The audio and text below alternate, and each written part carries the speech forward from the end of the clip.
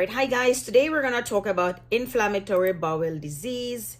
And inflammatory bowel disease refers to Crohn's and ulcerative colitis. In both disorder, there's inflammation and ulceration of the lining of the intestinal tract, both resulting in poor nutrition absorption. So what is inflammatory bowel disease? Let's start with Crohn's. In Crohn's, there is remission and exacerbation. It can occur anywhere along the GI tract, starting from the mouth to the anus. However, the terminal ileum is most often affected. There can be areas of normal tissue in between areas of inflammation, and this is what we refer to as the cobbler stone appearance due to the deep ulceration. There is bowel obstruction in Crohn's. You have abscess formation in the peritoneal cavity, and also fistula and ulceration is very common in this disorder. Now we'll flip over to ulcerative colitis, and as you can notice, I put them side by side just to give you a clearer picture for you to compare and contrast and see what they both look like.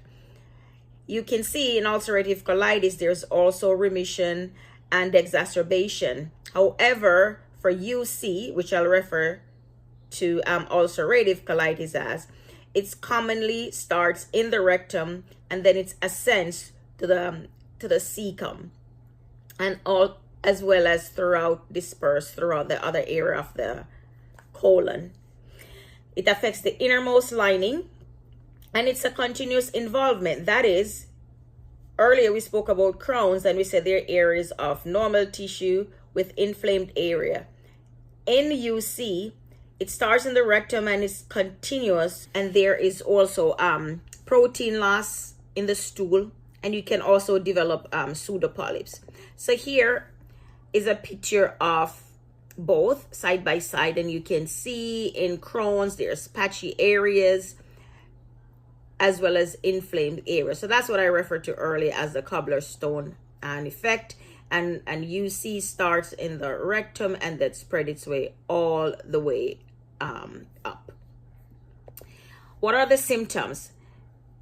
I use a color to show you. So the lighter color is going to show you the similarities, and then the one that's green is a little slightly different. That can help you to distinguish between both. So for Crohn's, you have diarrhea. Stool is semi-solid, may contain some mucus and pus. And then in UC, you do have diarrhea there, but it also contains blood and mucus.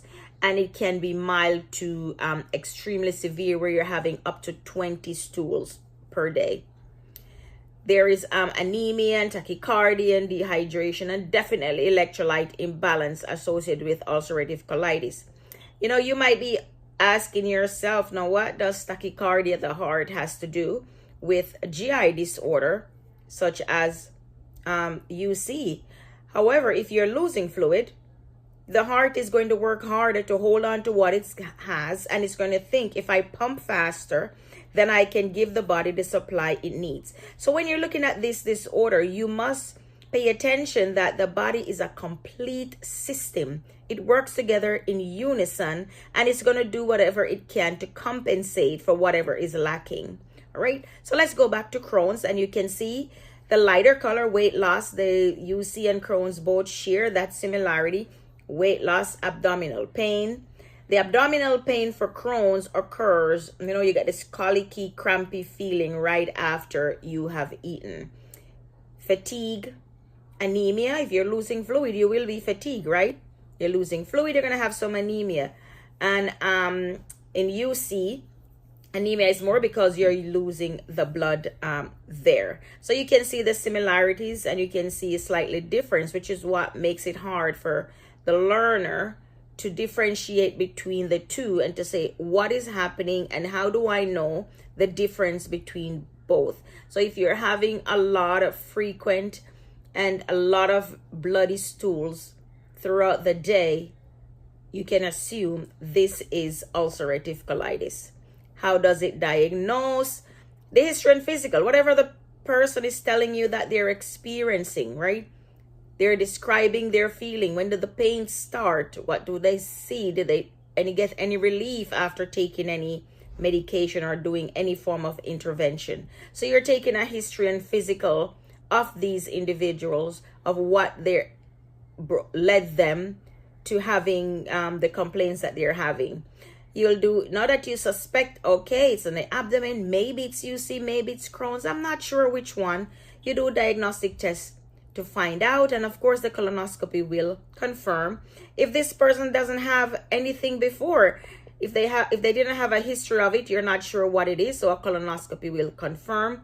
However, if they do have a history, then you can assume it's just a flare-up that they're having, and you'll treat accordingly. The treatment for both is the same. Surgically might be a little bit different. We'll address that further down in the next slide, but medically the treatment is the same for both. Your goal is to rest the bowel. So you want NPO, nothing to eat, but of course they need nutrition, so you're going to supply them with intravenous fluid, electrolytes, and give them maybe a TPN, liquid meal that can keep their nutrition level up. After they have been through the acute phase when they're having all these acute symptoms, then you can advance their diet, move them from clear to low fiber as tolerated. Now you might say, oh, what's low fiber diet? So this is where your work come in, to do your due diligence and see what food can I give to someone with this disorder that is low fiber. So here is where you're going to take out whatever method you record your information on and write this down and do your research. You see, you learn better when you're hands-on and you're doing the work as well for yourself and you're putting in the effort, because the next time you'll remember, oh, I remember that's a low fiber food. So the next time we meet, or in the comment section, you will place there the low fiber food or any other question you may have from this video, right? And also part of the goal is to relieve symptoms, and you want to improve quality of life for these individuals. That is preventing relapse, right? Helping them to get the nutritional needs they have and prevent electrolyte imbalance, because they will have symptoms if electrolytes are off. Your treatment goal is to induce and maintain remission. And here are some commonly used medication, and it include corticosteroid and immunosuppressants, and these are new generational medication that they will also use to help maintain them and prevent reoccurrence of this disease. Surgically, for Crohn's may be necessary, but you need to avoid recurrence as much as possible. However, for Crohn's, they may not be so quick to do surgery, because the disease will come back in the area that they just did the surgical procedure on. So they might hold off a little bit to do surgery with that, unless it's medically necessary. And ulcerative colitis I've listed here. It can be restorative proctocolectomy, and this is done in two parts. First part, they'll give a pouch, and the second part, they go back in and close. So this is not permanent, it's temporary. But of course, there's a permanent one, which is a total proctocolectomy, where this patient have a permanent ileostomy.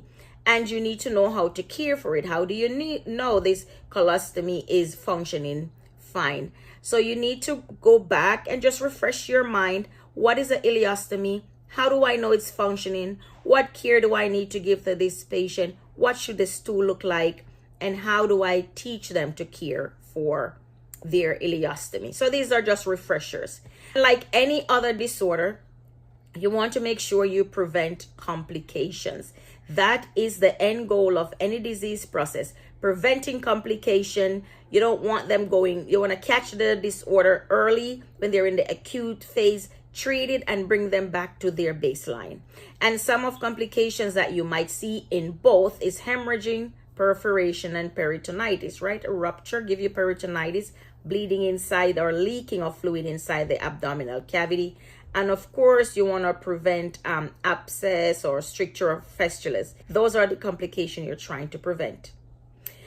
There is an increased risk with UC, but that doesn't mean somebody with Crohn's may not have increased risk of cancer as well. So it's just that it's more prominent in ulcerative colitis.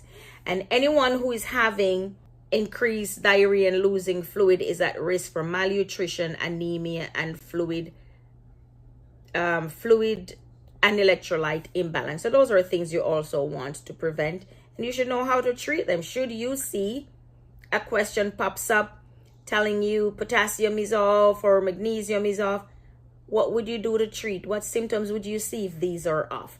So you want to include that in your study habit as well.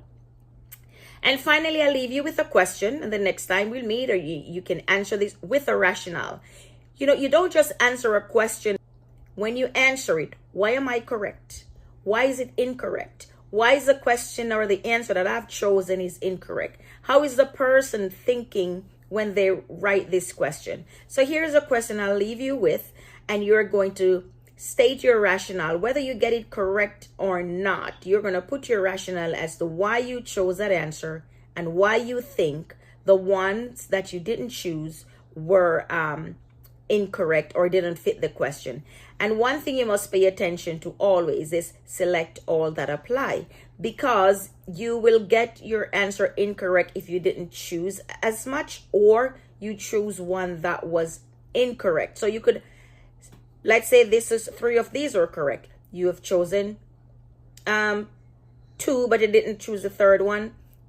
You don't lose points there. But if you choose all 4, you'll lose points off the one that is incorrect that you have chosen. So make sure you're paying attention to select all that apply questions. You'll see that a lot, and also have the rationale for the ones that you're chosen. It helps you to critical think and add a rationale as to a why, as to why your answer you believe it's correct. So the next time we see each other, you'll have questions, you'll leave comment, like, share, and subscribe. Visit my website and we can talk more of how to help you on your NCLEX journey. Have a blessed day and you be well.